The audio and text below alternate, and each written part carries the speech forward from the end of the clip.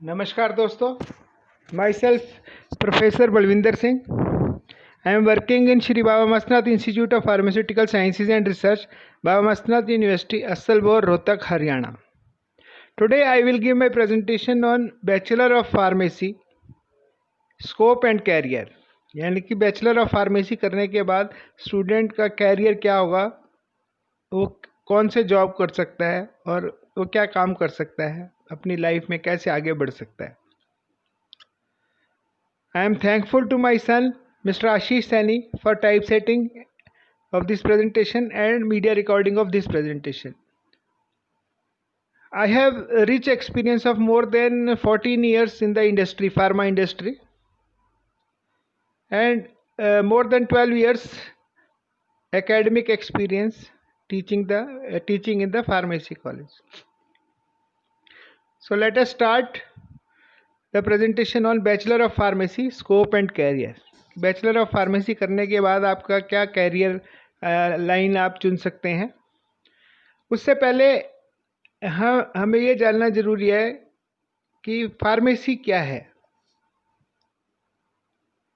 Pharmacy दवा के बारे में, मेडिसिन्स के बारे में नॉलेज है, एक कोर्स है जिसमें हम स्टडी करते हैं कि दवाइयाँ जो है वो कौन सी बीमारी में कौन सी दवाई है, किस तरह से वो काम करती है, उन दवाइयों को हम कैसे बना सकते हैं, और उन दवाइयों को अगर हमने बेचना है तो हमें क्या लाइसेंस लेना पड़ेगा, कौन सा एक्ट है जो किस दवाई पे जो है उसके तहत हमें उस दवाई को बेचना है, उसकी स्टोरेज करनी है, वो एक्सपायर हो गई तो उसको जो है हमने किस तरह से अलग रखना है, डिस्ट्रॉय करना है, और जो है इसकी जो दवाइयों की बनाने के साथ साथ उसकी टेस्टिंग का है, उसके एनालिसिस का है, ताकि क्वालिटी मेंटेन रहे.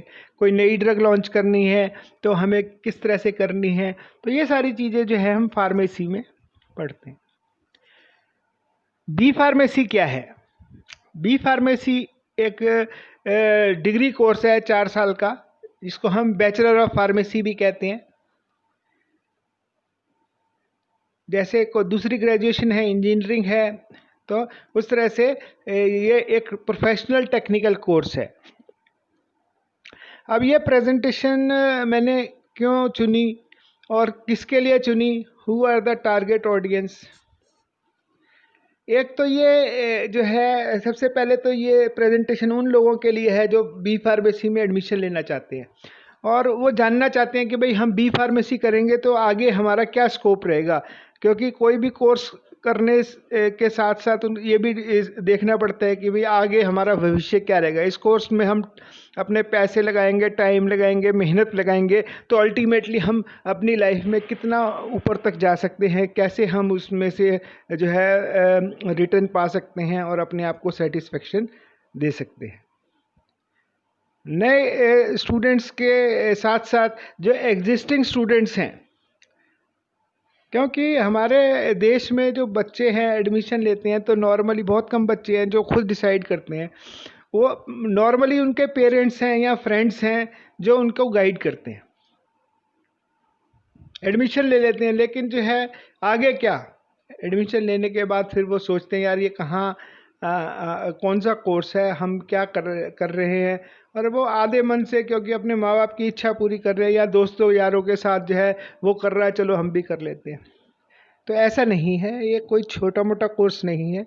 ये आप जो भी ये कोर्स को चुनेगा या जो भी ये कोर्स कर रहा है, ये उन लोगों को ये बताने के लिए है कि ये कोर्स जो है बहुत ही कीमती, बहुत ही अनमोल, बहुत ही वैल्यूएबल कोर्स है.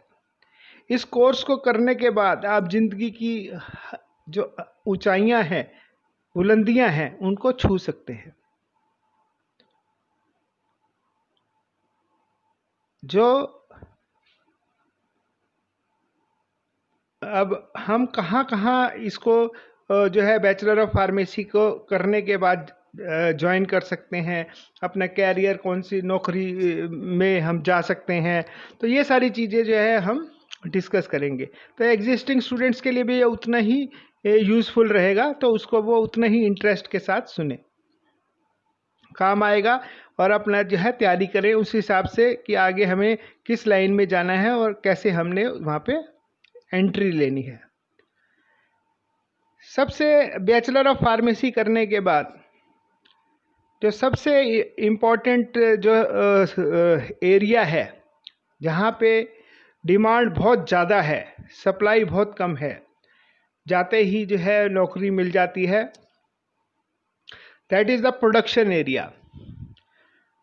प्रोडक्शन एरिया मतलब जो दवाइयों की बनाने वाली मैन्युफैक्चरिंग कंपनीज़ हैं, उनमें जो दवाई बनाने का जो डिपार्टमेंट है, प्रोडक्शन डिपार्टमेंट है, वहाँ पे मिनिमम रिक्वायरमेंट जो है मैन्युफैक्चरिंग केमिस्ट के लिए जो है बी फार्मेसी कोर्स है, B pass in B pharmacy और बैचलर ऑफ फार्मेसी। प्रोडक्शन में जाने के प्रोडक्शन जो है उसमें जो बी फार्मेसी ज्वाइन करेगा वो as a assistant manufacturing chemist join करता है, ट्रेनी मैन्युफैक्चरिंग केमिस्ट ज्वाइन करता है। उसमें जो है अब आपको प्रोडक्शन में क्या काम करना पड़ेगा। प्रोडक्शन में जो आपने बैचलर ऑफ फार्मेसी में हम फार्मास्यूटिक्स पढ़ते हैं, तो फार्मास्यूटिक्स में बताते हैं कि जो दवाई के डिफरेंट डोसेज फॉर्म्स हैं, जैसे टैबलेट है, कैप्सूल है, सिरप है, तो ये कैसे बनते हैं, किस तरह से बनते हैं। तो अलग अलग दवाइयों के बनाने के अलग अलग तरीके हैं। तो जो मैन्युफैक्चरिंग कंपनीज़ हैं उसमें वो जो है एक पर्टिकुलर सेक्शन में बैचलर ऑफ फार्मेसी वाला जो पास आउट कैंडिडेट है, जो ट्रेनी मैन्युफैक्चरिंग केमिस्ट बन के ज्वाइन कर रहा है, वो वहाँ पे ज्वाइन करेगा, चाहे वो उसके पास चॉइस है या that depends on the vacancy भी, कौन से जो सेक्शन में जो है वैकेंसी है, जैसे टैबलेट सेक्शन में है या कैप्सूल सेक्शन में है या लिक्विड सेक्शन में है। तो उस सेक्शन में कम से कम जो है उसको जो है 18 महीने जो है जॉब करनी पड़ेगी ट्रेनी मैन्युफैक्चरिंग केमिस्ट को। और उसका नाम जो है जब वो ज्वाइन करेगा तो उसके कुछ दिनों के बाद जो है पेपर्स वगैरह बना के जो है कंपनी फॉरवर्ड करती है, मतलब अपने जो है कि भाई हमारे पास ये जो है ट्रेनी मैन्युफैक्चरिंग केमिस्ट है। जो 18 महीने जब पूरे हो जाएंगे ट्रेनिंग के, तो जो है उसके जो है ड्रग डिपार्टमेंट जो है वहाँ पे अप्लाई करेंगे उसको जो है अप्रूवल के लिए। तो 18 महीने की जो मैन्युफैक्चरिंग ट्रेनिंग है उसके अप्रूवल के बाद वो जो है उसको अप्रूवल मिल जाएगा कि ये पर्सन इज़ ऑथोराइज्ड, उसको लाइसेंस मिल जाएगा कि भाई ये जो है ये पर्सन ऑथोराइज है। टैबलेट सेक्शन में अगर काम करके एक्सपीरियंस है तो टैबलेट सेक्शन का मिल जाएगा, अगर लिक्विड सेक्शन में है तो लिक्विड सेक्शन का मिल जाएगा, अगर ऑइंटमेंट सेक्शन में है तो ऑइंटमेंट सेक्शन का मिल जाएगा, अगर पेरेंट्रल्स में किया है जैसे इंजेक्टेबल्स हैं तो वो इंजेक्टेबल्स में मिल जाएगा। तो जिस भी सेक्शन में वो काम करेगा वो उस सेक्शन में 18 महीने करने के बाद जो है वो उसका नाम ड्रग डिपार्टमेंट अप्रूव कर देगा। उसके बाद वो जो है मैन्युफैक्चरिंग केमिस्ट बन सकता है, ट्रेनी से हटके जो है वो assistant manufacturing chemist, that depends on the company to company, और वो मैन्युफैक्चरिंग के लिए ऑथराइज हो जाएगा। वो 18 महीने में उस सेक्शन की हर बारीकी को सीखेगा, मशीनें कैसे ऑपरेट करनी है, जो मान लो टैबलेट बनानी है तो उसमें क्या क्या रॉ मटेरियल है, कैसे कैसे रॉ मटेरियल जब बाहर से परचेज करते हैं तो उसको जो है बाहर से ख़रीद के ला के एकदम से नहीं यूज़ कर लेना है, उसको रॉ मटेरियल पहले टेस्टिंग के लिए सैंपल जाएगा क्वालिटी कंट्रोल डिपार्टमेंट, वहाँ से अप्रूवल आएगा तो वो जो है उसको जो है वो यूज़ कर सकते हैं। उस जो क्वालिटी कंट्रोल का टेस्टिंग वाली जो रिपोर्ट है वो साथ में उसको रखनी पड़ेगी। और वो जो फार्मूला है एक टैबलेट बनाने के लिए कम से कम नहीं तो 40-50 इंग्रेडिएंट लगते हैं, नहीं तो 20-25 तो कम से कम है ही।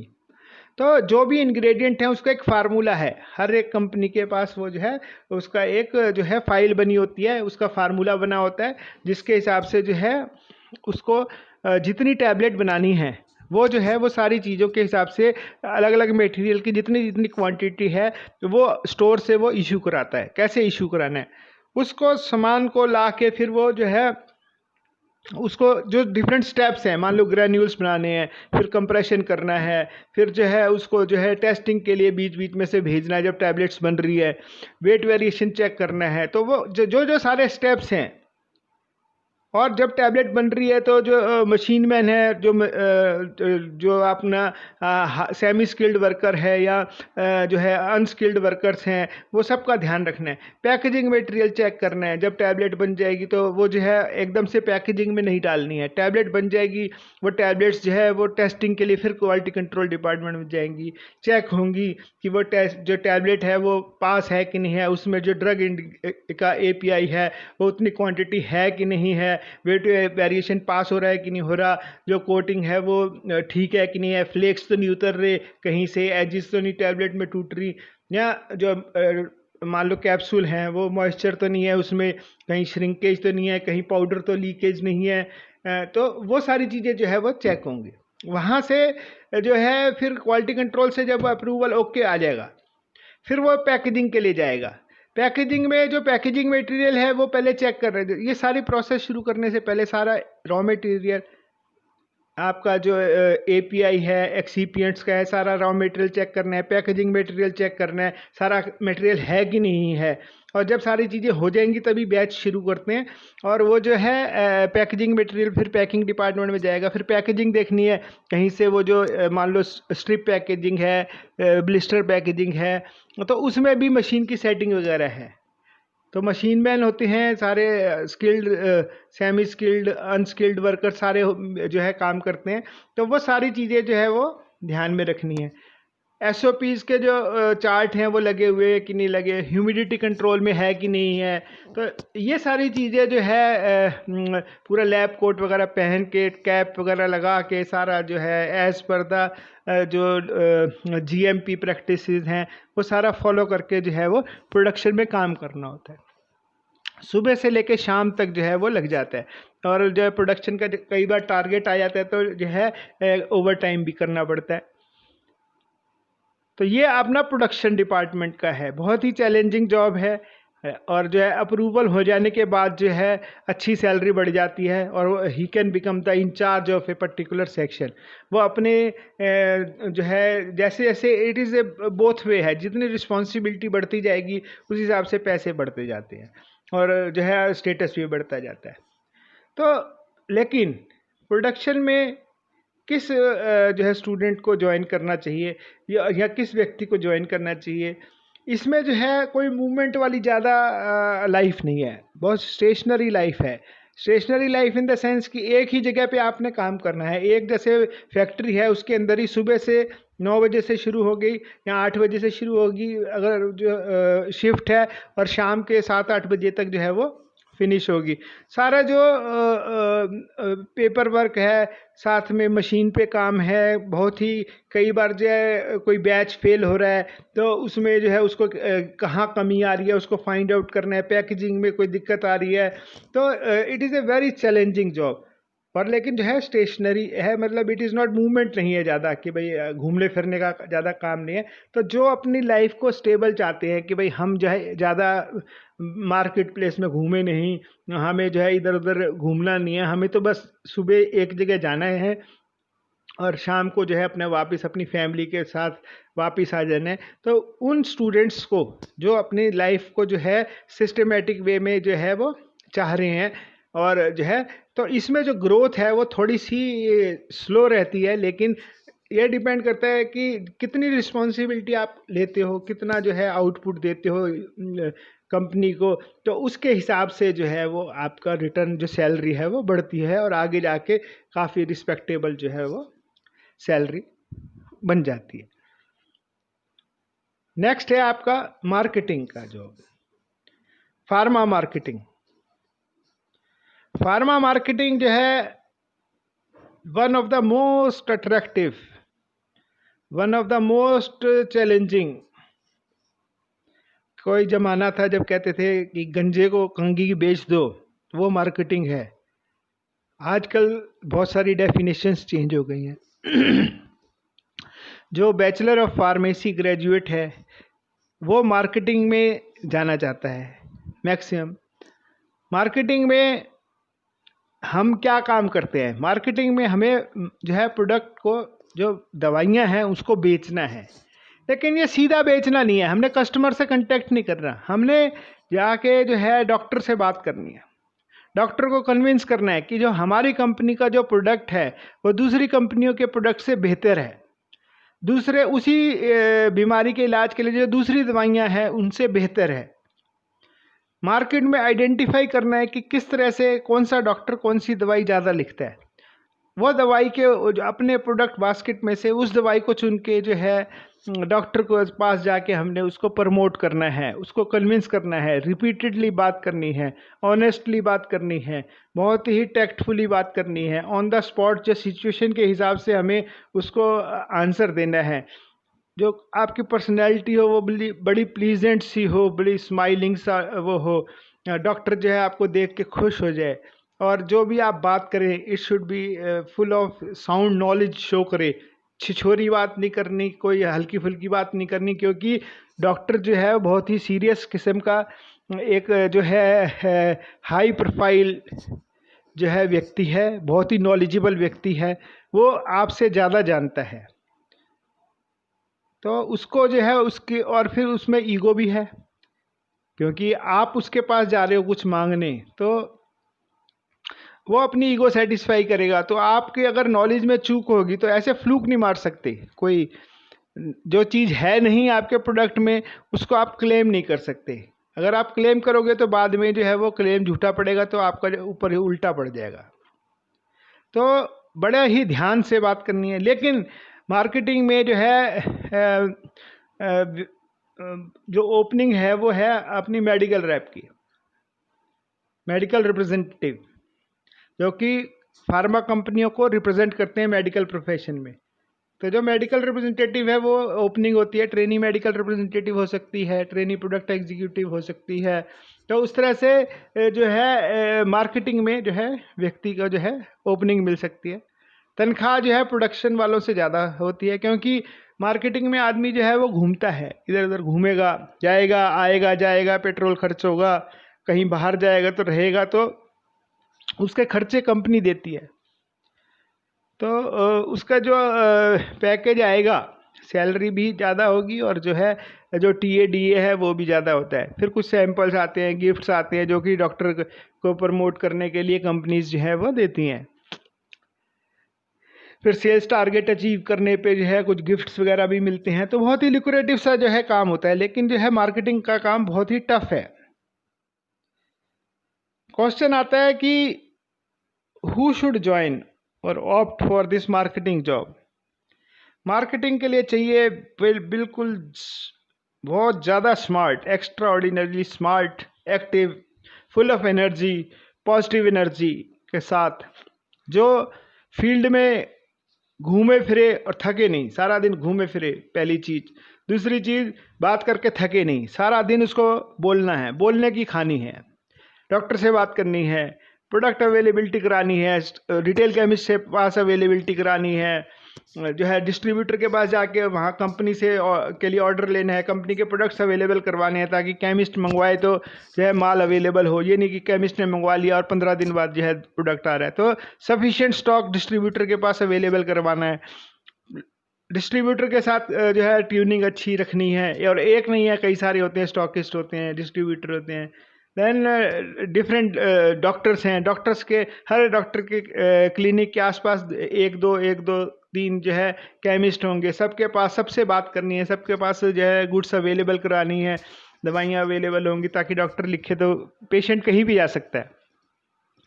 तो इसके अलावा उसको जो है उनसे भी बना के रखनी है, जो पैरामेडिकल स्टाफ है, जो डॉक्टर के चैम्बर के बाहर बैठा है, चाहे वो कंपाउंड, चाहे कोई अटेंडेंट है, चाहे वो कोई नर्स है, तो सबसे उसने प्लीजेंटली बात करनी है, सबके साथ जो है बहुत अच्छे से ह्यूमन रिलेशंस जो है बना के रखने हैं, ताकि जो है उसका जो काम है वो स्मूथली चले। क्योंकि कई सारी इन्फॉर्मेशन डॉक्टर की प्रिस्क्राइबिंग हैबिट्स, प्रिस्क्रिप्शन हैबिट्स, जो मार्केट रिसर्च है, वो कंपनीज वाले उससे एक्सपेक्ट करते हैं कि वो कंपनी को फीडबैक दे। उसी हिसाब से कौन सा प्रोडक्ट मार्केट में ज़्यादा चल रहा है, कौन से प्रोडक्ट की डिमांड है, कौन सा प्रोडक्ट है जो कमी है या हमारे जो कंपनी का, जिस कंपनी में वो काम करता है उस प्रोडक्ट में कुछ कमी है, तो उसकी फीडबैक वो कंपनी का आँख कान नाक है जो मार्केट से कंपनी को फीडबैक देता है, चाहे वो कंप्लेंट हो, चाहे वो सजेशन हो, चाहे वो कितना माल बिकना है, कितना माल बनाना है। ये सारी चीज़ें जो है वो कड़ी है जो कि कंपनी को कहीं से कहीं पहुंचा सकती है। जितनी बड़ी बड़ी कंपनीज हैं उनको केवल एक प्रोडक्ट ने ही ऊपर उठा दिया। जैसे रेनबैक्सी थी तो कभी जो है उनकी कंपोज आती थी, कंपोज ने उनको उठा दिया। जैक्सन पाल थी, रिंग कटर था उनका। ऐसे ही एक product, single product, company market तो 50, 100, 200 प्रोडक्ट करती है, लेकिन ऐसे एक एक प्रोडक्ट भी जो है कंपनी को उठा देता है। फिर जो है रेनबैक्सी के पास वो आई, सिफ्रान आया। तो ऐसे जो है कई सारी कंपनीज हैं जो अब जो है एक पेनेशिया बायोटेक थी, उसमें न्यूमोलिड था, उसने जो है उठा दिया प्रोडक्ट ने। जीनो कंपनी थी, साइपोन था एक प्रोडक्ट। तो ऐसे कई सारी एग्जांपल हैं जो मार्केटिंग में हैं, जो जिन्होंने प्रोडक्ट्स ने जो है कंपनी को जो है कहाँ से कहाँ पहुंचा दिया, और वो कंपनी जो है उस प्रोडक्ट के नाम से जानी जाती है। जैसे फिल्में होती हैं, रमेश सिप्पी ने शोले बनाई, तो लोग जो है उसको वैसी शोले के जितनी जो है बढ़िया और इतनी entertaining movies, it is one of the classic movie, landmark जो है बनी। तो ऐसे ही जो है प्रोडक्ट्स हैं, जो मार्केटिंग है, जो मार्केटिंग वाले व्यक्ति हैं, मार्केटिंग पर्सनल हैं, उनका काम जो है बहुत चैलेंजिंग है, क्योंकि हर एक डॉक्टर से मिलने 200, 150, 200 कंपनीज के मेडिकल रैप जाते हैं। अब उसमें से डॉक्टर को आपका प्रोडक्ट भी याद रखना है और उसको प्रिस्क्रिप्शन भी लिखनी है, तो कुछ ना कुछ तो जो है आपको मेहनत बहुत ज़्यादा करनी पड़ेगी। जो मेडिकल रिप्रेजेंटेटिव है, जब वो अच्छे से मेहनत करता है, मार्केट को समझता है, जो सेल्स टारगेट पूरे करता है, तो वो फिर प्रमोट हो जाता है अपना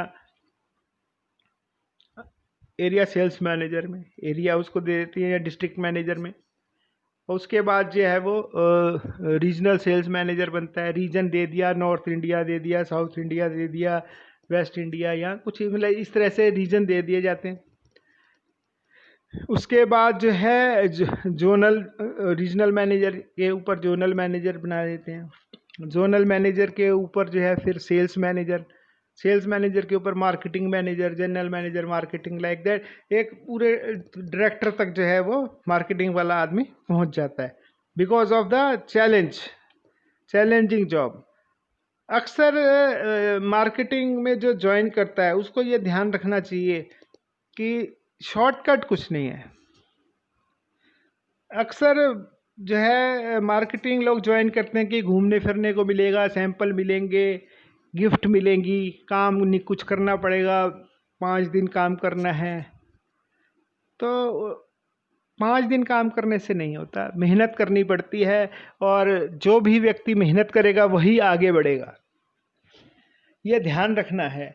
मार्केटिंग या किसी भी लाइन में जाओ तो कम से कम साल, 2 साल, 3 साल, 4 साल, 5 साल, जितना मार्केट में घुसोगे, जितना मार्केट में घूमोगे, जितना पसीना बहाओगे, जितना कहते हैं तेल निकलेगा, उतना ही जो है आपका फल मिलेगा, उतना ही ज़्यादा आप मार्केट को समझोगे, और उतना ही ज़्यादा आप मार्केट, जब आपने मार्केट में से अपने प्रोडक्ट की डिमांड निकलनी शुरू हो गई, आपने निकालनी शुरू कर दी, पल्स पहचान ली, तो मार्केट की ट्रिक्स मार्केट में ही जाके सीखी जा सकती हैं।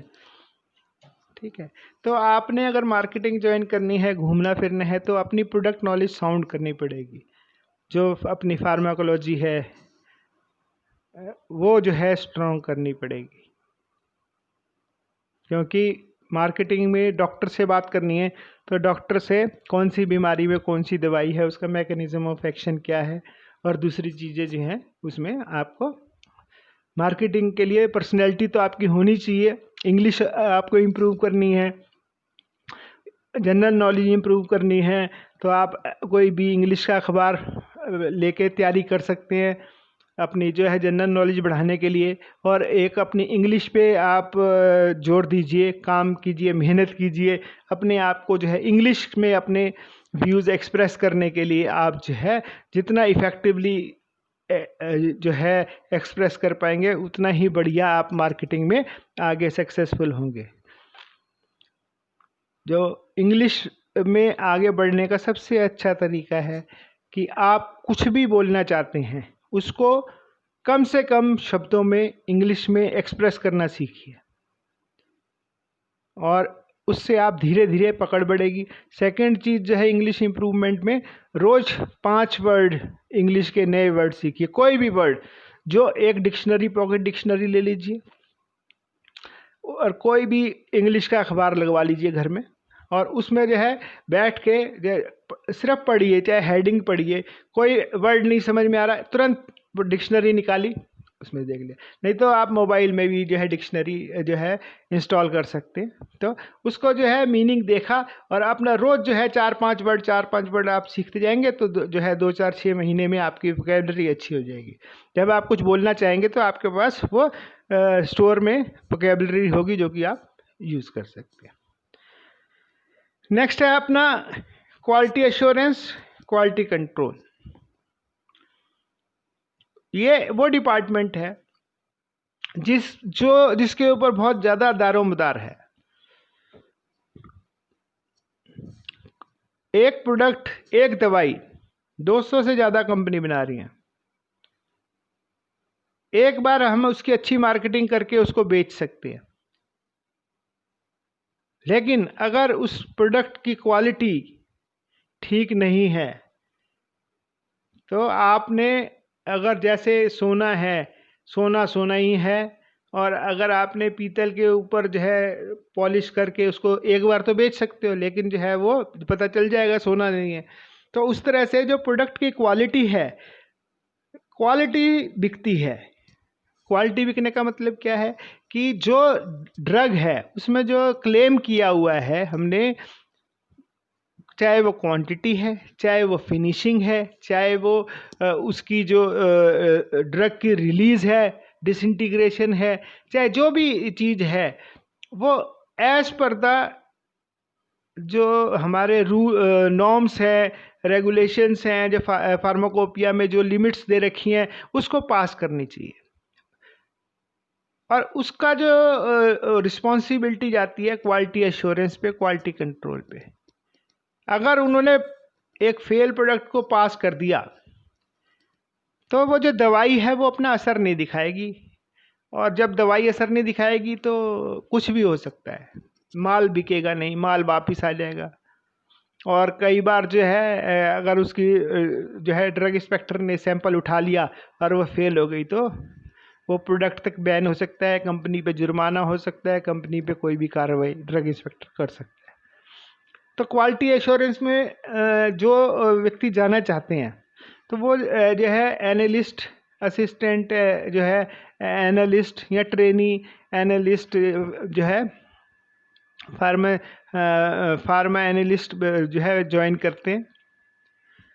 इसमें जो है वो जो है स्टूडेंट जाएं जिनकी केमिस्ट्री स्ट्रांग है, जिनका एनालिसिस पार्ट स्ट्रांग है, जिनका इंस्ट्रूमेंट्स के नॉलेज अच्छी है, कि जो फार्माकोपिया में जो टेस्टिंग मेथड्स दे रखे हैं वो उनके पक्के हैं या इंटरेस्ट है करने का। तो क्योंकि सारा दिन जो है इसमें भी जॉब जो है स्टेशनरी है, सुबह जाके रात तक जो है 7-8 बजे तक जो है आपने टेस्टिंग करनी है। अलग अलग बैच हैं, उनका पहले रॉ मटेरियल के टेस्टिंग का अलग है, जो फिनिश गुड्स है उनकी टेस्टिंग का अलग है। और जाके जो है जब हम बात करते हैं कि वो सैंपल जो है वो प्रेशर इतना होता है कि भाई हमें जल्दी दो, जो है हमें जो है पैकेजिंग करनी है, हमें ऑर्डर सप्लाई करना है, तो there is huge pressure on the technical persons in the QC department और QA department. That is the quality assurance का जो मैनेजर हैं, जो इंचार्ज हैं, क्वालिटी कंट्रोल के जो इंचार्ज हैं, उनके ऊपर बहुत ज़्यादा प्रेशर होता है। तो टेस्टिंग में अपना स्टैंडर्ड टाइम लगेगा ही लगेगा। बैच इतने सारे हैं तो वो सारी चीज़ें ध्यान में रखते हुए there is lot of pressure, लेकिन बहुत ही रिस्पॉन्सिबिलिटी का काम है, बहुत ही जो है रिवेन्यू भी मिलता है इसमें पर्सन को, क्योंकि उनके ऊपर बहुत सारी जो है रिस्पॉन्सिबिलिटी होती है। इसी से मिलता जुलता डिपार्टमेंट है R&D department, research and development. Research and development में जो है बैचलर ऑफ फार्मेसी को एज ए ट्रेनी रखते हैं, लेकिन जो R&D में सीनियर पोस्ट हैं उसमें आजकल जो है वो मास्टर ऑफ फार्मेसी को जूनियर लेवल में बैचलर ऑफ फार्मेसी रखते हैं, और सीनियर लेवल पे जो है जो एम फार्मेसी जो है वो मस्ट होती है वो करेगा, और जो PhD हैं उनको वो प्रेफर करते हैं। जो क्वालिटी एश्योरेंस और क्वालिटी कंट्रोल डिपार्टमेंट में है उसमें बैचलर ऑफ फार्मेसी प्रेफर्ड किए जाते हैं। कंपटीशन आता है जो केमिस्ट्री, जिन्होंने BSc केमिस्ट्री की हुई है या दूसरे लोग हैं जो एनालिस्ट पे पुराने लोग लगे हुए हैं, तो वो कंपटीशन आता है। R&D में जो है एम फार्मा वाले जो है compete करते हैं, वो ज़्यादा स्कोरिंग होती है, उनकी सैलरी भी ज़्यादा होती है, एज ए जूनियर लेवल पे होता है। देन बैचलर ऑफ फार्मेसी के बाद जो है फार्माको विजिलेंस का जो है एक स्ट्रीम है, जिसमें जो है बैचलर ऑफ फार्मेसी के बाद अगर आप कोई जो है बैचलर ऑफ फार्मेसी को भी वो फ्रेशर्स को भी लेते हैं, और अगर वो अपनी ट्रेनिंग देते हैं, और वो जो है कोई एम फार्मा वालों को भी ले सकते हैं, और वो जो है अपना कोई फार्माको विजिलेंस में 6 महीने का कोई कोर्स किया हुआ है तो उसको भी लेते हैं, लेकिन फ्रेशर जो है वो ज्वाइन कर सकता है।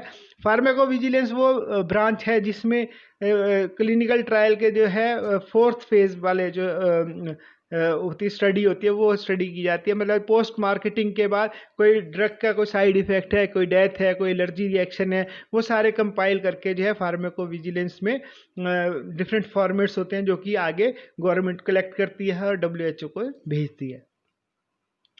तो quality control, quality assurance, R&D और जो फार्माको विजिलेंस है, ये इसमें वो व्यक्ति जाएं जो कि केमिस्ट्री पार्ट और जो थोड़ा जो है रिसर्च का एप्टीट्यूड है, जो टेक्निकली जो है फार्माकोलॉजी जिनकी साउंड है, तो R&D में जो है वो केमिस्ट्री प्लस फार्माकोलॉजी जो है वो ज़्यादा यूज़ होती है। प्लस R&D में वैसे तो जो फार्मास्यूटिक्स है उसका भी रोल आता है, और अगर हर्बल है, ड्रग्स का है, तो उसमें जो है अपना फार्माकोग्नोसी का जो है वो नॉलेज जो है काम आती है।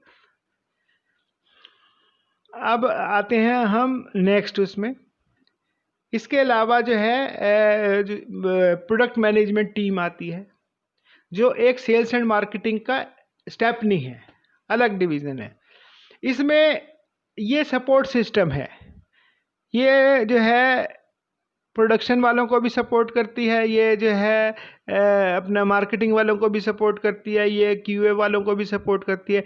जहाँ भी प्रोडक्ट की कोई टेक्निकल इन्फॉर्मेशन है तो उसके लिए कंपनी की जो मैनेजमेंट है वो प्रोडक्ट मैनेजमेंट टीम की तरफ देखती है, क्योंकि प्रोडक्ट मैनेजमेंट टीम वो टीम है जो कि एक क्वालिफाइड नॉलेजेबल पर्सन्स की टीम है।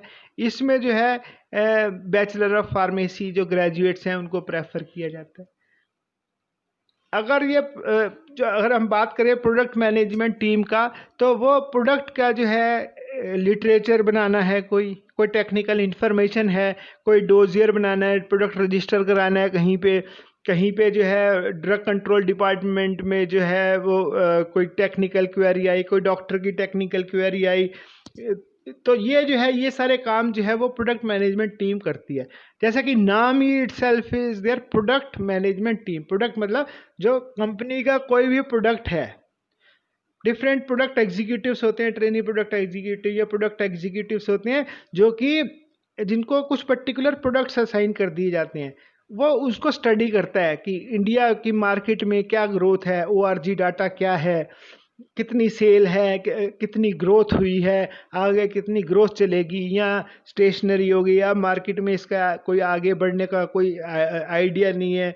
तो ये सारी चीज़ें जो है वो प्रोडक्ट मैनेजमेंट का जो प्रोडक्ट एग्जीक्यूटिव है वो देखते हैं। उस प्रोडक्ट से रिलेटेड वो सारा 24 घंटे वो सिर्फ प्रोडक्ट के बारे में ही सोचता है। इस प्रोडक्ट को मैं कैसे बढ़ाऊं, इस प्रोडक्ट को मैं मतलब it starts with the product launching.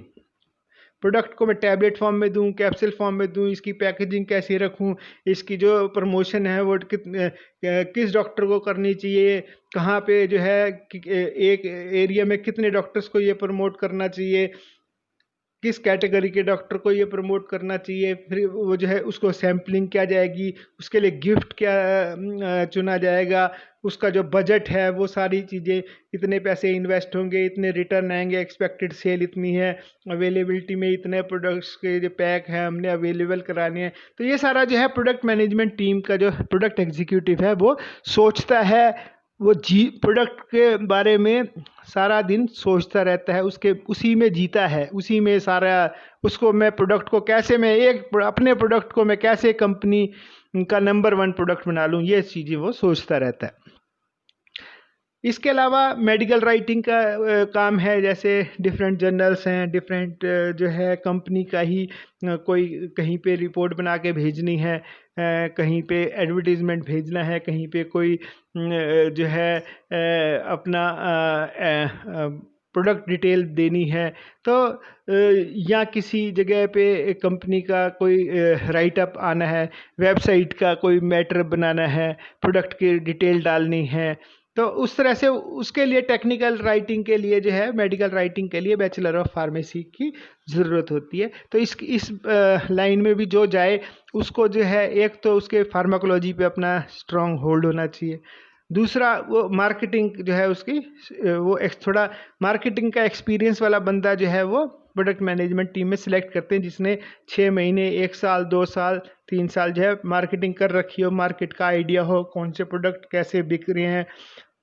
तो फर्स्ट हैंड इन्फॉर्मेशन होती है, तो उसको प्रोडक्ट मैनेजमेंट टीम में लेते हैं। मेडिकल राइटिंग में तो डायरेक्टली बी फार्मेसी या एम फार्मेसी वालों को ले लेते हैं, फार्माकोलॉजी उनकी साउंड होनी चाहिए। प्रोडक्ट मैनेजमेंट टीम में वो जो है बंदा जाए जो कि जैसे प्रोडक्ट मैनेजर्स को, प्रोडक्ट एग्जीक्यूटिव जो है, फिर वो प्रोडक्ट मैनेजर प्रमोट होता है, फिर ग्रुप प्रोडक्ट मैनेजर होता है, फिर वो मार्केटिंग मैनेजर बन जाता है, फिर जनरल मैनेजर मार्केटिंग, ये इसका ग्रोथ है। तो इसमें थोड़ी सी ट्रैवलिंग भी इन्वॉल्व होती है, और जो है अपना ऑफिस में भी काम करता है, वो फील्ड में जाके फर्स्ट हैंड इन्फॉर्मेशन लेता है, डिफरेंट अपनी जो स्ट्रेटजी हैं उनको मेडिकल रिप्रेजेंटेटिव्स को ट्रेनिंग देता है, एरिया मैनेजर्स को ट्रेनिंग देता है, मैनेजरियल ट्रेनिंग अलग होती है, मेडिकल रिप्रेजेंटेटिव की ट्रेनिंग अलग होती है, फील्ड वर्किंग करता है उनके साथ, डॉक्टर से मिलता है कि डॉक्टर क्या क्या रिस्पॉन्स है प्रोडक्ट का, वो डॉक्टर क्या एक्सपेक्ट करता है हमारे प्रोडक्ट से, तो फर्स्ट हैंड इन्फॉर्मेशन लेता है। कोई डॉक्टर्स की क्वेरी आती है तो उसको जो है वो रिप्लाई करता है, उसको देखता है कि अपने प्रोडक्ट में हम किस तरह से इम्प्रूव कर सकते हैं। तो ये सारी चीज़ें जो है, मतलब इट इज़ ए हाईली जो है mix of high blend of travelling come office, दोनों तरह से जो है वो पर्सन ज्वाइन करे जो ये सारी चीज़ें कर सके, साथ में उसकी फार्माकोलॉजी जो है पीछे से साउंड नॉलेज होनी चाहिए। अब हम आते हैं जो बैचलर ऑफ फार्मेसी है, फार्मासिस्ट, रजिस्टर्ड फार्मासिस्ट की जो ओपनिंग है। रजिस्टर्ड फार्मासिस्ट मतलब बैचलर ऑफ फार्मेसी किया, उसके बाद जो है स्टूडेंट ने अपना जो है नाम स्टेट फार्मेसी काउंसिल में रजिस्टर करवा लिया। रजिस्टर्ड फार्मासिस्ट हो गया, तो रजिस्टर्ड फार्मासिस्ट होके he can apply in for the post of pharmacist in government hospitals, government dispensaries, like जो है स्टेट गवर्नमेंट की भी हो सकती है हॉस्पिटल या डिस्पेंसरी, ये सेंट्रल गवर्नमेंट की भी हो सकती है, सीजीएचएस की भी हो सकती है, ईएसआई की हो सकती है, आर्मी की हो सकती है, पुलिस की हो सकती है, जो है बड़ी बड़ी कंपनियाज हैं वहाँ पे उनके हॉस्पिटल्स हैं, तो उसमें ऐसे वहाँ पे ओपनिंग निकलती रहती है, प्लेंटी ऑफ ओपनिंग्स हैं। और जो है आजकल तो जो है एक एग्ज़ाम लेते हैं, वो टेस्ट होता है, रिटन टेस्ट होता है, तो उसमें जो है कोई सिफारिश वगैरह वाली बात नहीं है, अगर नॉलेज है तो अगर आपके, तो वो जो है फार्मेसी से रिलेटेड ही पूछते हैं। और इसमें जो फार्मासिस्ट में जो कंपटीशन रहता है वो डिप्लोमा फार्मेसी का रहता है, और जो 2 साल का कोर्स डिप्लोमा करके आते हैं, मिनिमम तो डिप्लोमा फार्मेसी चाहिए होता है, लेकिन बैचलर ऑफ फार्मेसी अगर मिल रहा हो तो वो जो है उनके चांसेस भी काफ़ी रहते हैं गवर्नमेंट हॉस्पिटल या डिस्पेंसरी में फार्मासिस्ट की जॉब पे। इसके अलावा फार्मासिस्ट जो है वो अगर मान लो किसी को जो है प्राइवेट इंडस्ट्री में नहीं जाना चाह रहे, वो तो जो है प्राइवेट नर्सिंग होम्स हैं, बड़े बड़े प्राइवेट हॉस्पिटल्स हैं, जैसे मैक्स है, अपना जो है वेदांता है, बड़े बड़े हॉस्पिटल्स हैं, एस्कॉर्ट्स है, तो वहाँ पे भी जो है रजिस्टर्ड फार्मासिस्ट उनको चाहिए होता है। देन बड़ी बड़ी केमिस्ट शॉप्स हैं एरियाज़ में जिनको रजिस्टर्ड फार्मासिस्ट चाहिए, और वो जो है बैचलर ऑफ फार्मेसी को प्रेफर करते हैं क्योंकि वो ज़्यादा नॉलेजेबल है, ज़्यादा मैच्योर है, तो एज ए एम्प्लॉय भी ज्वाइन कर सकते हैं, या फिर अपनी जो है केमिस्ट शॉप भी खोल सकते हैं। अगर जो है आपके पास दुकान के लायक एरिया है, शॉप है और पैसे हैं कि आप माल डाल सके कंपनियों का, तो जो है केमिस्ट शॉप भी खोल सकते हैं। तो ये भी ऑप्शन जो है वो है। ये उन लोगों के लिए है जो कि जैसे गवर्नमेंट हॉस्पिटल्स में जो रजिस्टर्ड फार्मासिस्ट है, जो अपनी लाइफ पीसफुल चाहते हैं, जो ज़्यादा भागदौड़ में विश्वास नहीं करते, ज़्यादा पैसे के पीछे नहीं भागते, वो कहते हैं भाई हमारी जो है but we want stable life, कि हम सुबह जाएं और शाम को हम अपने घर आ जाएं, हमें कुछ ज़्यादा ट्रैवलिंग ना करनी पड़े, हम अपनी फैमिली को भी प्रॉपर टाइम दें, और जो स्टेशनरी जो है जॉब को प्रेफर करते हैं। तो उसमें थोड़ी सी एंट्रेंस में दिक्कत है, थोड़ी सी कंपटीशन ज़्यादा है, क्योंकि हर आदमी जो है चाहता है अपनी स्टेबल लाइफ चाहता है, तो वो जो है उस हिसाब से जो है थोड़ा सा कंपटीशन ज़्यादा है गवर्नमेंट हॉस्पिटल्स या डिस्पेंसरी के लिए। प्राइवेट में इंटरव्यू होती है, तो इंटरव्यू में दे विल चेक, और जो है वो ज़्यादा टफ नहीं होता। गवर्नमेंट में थोड़ा सा टफ होता है, लेकिन वैकेंसी भरपूर है, एम्पल अपॉर्चुनिटीज़ हैं। और अपनी केमिस्ट शॉप तो अगर कुछ नहीं होगा तो अपनी केमिस्ट शॉप तो कहीं नहीं गई, आप कभी भी खोल सकते हैं, उसमें तो कहने में कोई वो डाउट ही नहीं है कि भाई ऐसा कुछ है। लेकिन अपनी केमिस्ट शॉप खोलने के लिए भी थोड़ा सा एक्सपीरियंस ज़रूर लें, कि माल ज़्यादा मत डालें, वैरायटी ज़्यादा रखें, पूरा पूरा डब्बा भरने की बजाय 3-3 स्ट्रिप जो है डब्बे की रखें, वैरायटी ज़्यादा होगी। थोड़ा कॉस्मेटिक्स भी रखें, क्योंकि इनिशियली प्रिस्क्रिप्शन जो लेके आएगा उसका पैटर्न आपको समझना पड़ेगा, जिस एरिया में भी आप केमिस्ट शॉप खोलेंगे। तो उस तरह से जो बैचलर ऑफ फार्मेसी है वो जो है ये फार्मासिस्ट का भी जो है काम कर सकता है। सबसे ज़्यादा जो ल्यूक्रेटिव है जॉब, वो है अपनी ड्रग इंस्पेक्टर की। ड्रग इंस्पेक्टर में जो है बी फार्मेसी ही रिक्वायरमेंट है। कुछ जगह पे अभी भी है, पहले होती थी भाई 18 महीने जो है पेरेंट्रल्स में या एनालिसिस में जो है एक्सपीरियंस ज़रूरी होता था, उसके बाद जो है ड्रग इंस्पेक्टर के लिए पर्सन एलिजिबल होता था। लेकिन आजकल कुछ जो है बैचलर ऑफ फार्मेसी किए हुए पास आउट कैंडिडेट्स को विदाउट एक्सपीरियंस ऑफ प्रोडक्शन का, जो 18 महीने का एक्सपीरियंस के बिना भी टेस्ट होता है, उसमें जो है अगर पास कर लेते हैं तो ड्रग इंस्पेक्टर की इंटरव्यू के बाद सिलेक्शन हो जाती है। लेकिन ये बहुत ही टफ है, बहुत ही टफ है इसका जो है अपॉइंटमेंट लेना, लेकिन इम्पॉसिबल नहीं है। वो व्यक्ति जो सिंसियर है, जिसने अपनी पढ़ाई अच्छे से करी है, फार्मेसी बी फार्मा के सिलेबस में से सारा क्वेश्चन पेपर आता है, तो अगर उसके पास नॉलेज है तो वो ही कैन, उसके लिए ड्रग इंस्पेक्टर बनना डिफ़िकल्ट नहीं है। ये कौन जो है ऑप्ट कर सकते हैं? ये जो है ड्रग इंस्पेक्टर का काम बहुत ही डेयरिंग का काम है, it is not easy job, क्योंकि आपने डिसीज़न लेना है। जो दवाइयों की कंपनियां हैं, सभी दवाइयों की कंपनियां में शरीफ लोग नहीं हैं। कुछ जो है सभी जो केमिस्ट शॉप्स हैं वो शरीफ नहीं है, कहीं जगह दबंगाई भी है, गुंडागर्दी भी है। तो उस जगह पे जो प्रेशर है, गलत को गलत कहना, ये जो है कई बार जो है मुश्किल में पड़ जाता है। तो person has to be very strong, personality wise भी, और जो दिमागी और मानसिक तौर पे भी, और जो है फिजिकल तौर पे भी, ही शुड बी साउंड, और बहुत ही स्ट्रॉन्ग बंदा हो तो वो इस लाइन में जाए। अगर कोई जो है थोड़ा सा वीक रह जाएगा तो उसके लिए जो है आगे मुश्किल हो जाएगा काम करना। मैं ये नहीं कह रहा आप ड्रग इंस्पेक्टर नहीं बनिए, ड्रग इंस्पेक्टर बनिए, लेकिन जो है रिस्पॉन्सिबिलिटीज़ उस हिसाब से ज़्यादा है, क्योंकि वो जो पूरा एरिया है जो ड्रग इंस्पेक्टर को मिला हुआ है, उस एरिया में जितने फार्मेसी की शॉप्स हैं, जितने जो है मैन्युफैक्चरिंग के फैक्ट्रीज़ हैं उस एरिया में, उसके सारे में जो भी एक्ट्स हैं वो फॉलो हो रहे नहीं हो रहे, ये जो है रिस्पॉन्सिबिलिटी है ड्रग इंस्पेक्टर की। जहाँ सब काम सिस्टम से चल रहा है वहाँ पे तो कोई दिक्कत नहीं है, लेकिन सिस्टम को इम्प्लीमेंट कराना जो है ये आज की डेट में बहुत ही टफ काम है, इसलिए मैंने ये बात कही ड्रग इंस्पेक्टर के लिए। इसके अलावा बैचलर ऑफ फार्मेसी, क्योंकि ये ग्रेजुएशन डिग्री है, तो जो स्टूडेंट हैं वो एलिजिबल हैं। जो कॉमन गवर्नमेंट या प्राइवेट एग्ज़ाम्स हैं जिसमें ग्रेजुएशन इज़ ए एलिजिबिलिटी जो है वो ग्रेजुएशन है, कि एक ग्रेजुएट जो पास आउट ग्रेजुएट है वो अप्लाई कर सकता है, तो they can apply. Like IAS का एग्ज़ाम है, आईपीएस का है, आईआरएस है, एसएससी है, बैंक पीओ है, तो वो वाले जो है वो एग्ज़ाम भी अपना बैचलर ऑफ फार्मेसी दे सकता है। लेकिन ये जो है मैंने लास्ट में इसलिए रखा क्योंकि ये फार्मेसी कोर्स किया है, तो जो है आप ये बनता है कि आप फार्मेसी में जो है अपना लाइन ज्वाइन कीजिए और अपनी नॉलेज का जो फ़ायदा है सोसाइटी को फार्मेसी के नॉलेज का दीजिए। ऐसा नहीं है कि भाई आईएएस में फार्मेसी का कोई रोल नहीं आएगा, क्योंकि आईएएस तो कॉमन है, उसमें फार्मेसी प्रोफेशन भी आपके एरिया में जो है उसका भी आप एडमिनिस्ट्रेशन करेंगे। आईपीएस में, पुलिस में भी जो है वो फार्मेसी वाली जो इंडस्ट्री है, चाहे वो केमिस्ट शॉप है चाहे वो है, उसमें भी आप इम्प्लीमेंट करवाएंगे।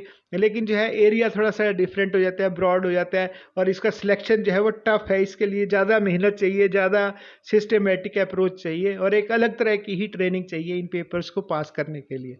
तो अगर आप ये करना चाहते हैं तो आपको शुरू से ही लगना पड़ेगा, फर्स्ट ईयर से ही लगना पड़ेगा, और जो है अपना दिन रात एक करने पड़ेंगे, क्योंकि ये these are the one of the toughest papers. Last option जो है वो है अगर बी फार्मा करने के बाद कोई नौकरी नहीं करना चाहता, उसके पेरेंट्स उसके टाइम दे सकते हैं कि भाई लाइफ में सेटल होने के लिए और टाइम दे सकते हैं, पैसे इन्वेस्ट कर सकते हैं, तो he can go for the further studies like M pharmacy है, पीएचडी है, या दूसरे टेक्निकल कोर्सेज हैं जैसे एमबीए है, एलएलबी है।